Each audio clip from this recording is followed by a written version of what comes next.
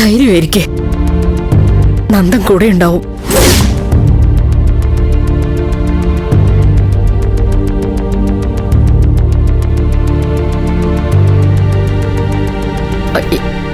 എന്ന് വെച്ചാ നന്ദനും ഞങ്ങളും ഒക്കെ മോളുടെ കൂടെ ഉണ്ടാവും.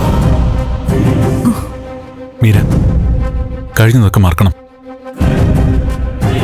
പുതിയൊരു ജീവിതത്തിലേക്ക് കടക്കണം. അതെ, ഇതുവരെ ഉള്ളതുപോലെ അല്ല മോളെ മോളുടെ ഇനി അങ്ങോട്ടുള്ള ജീവിതം. അല്ലേ നന്ദ?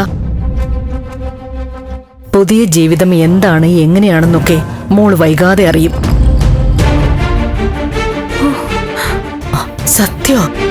സത്യോ മോളെ?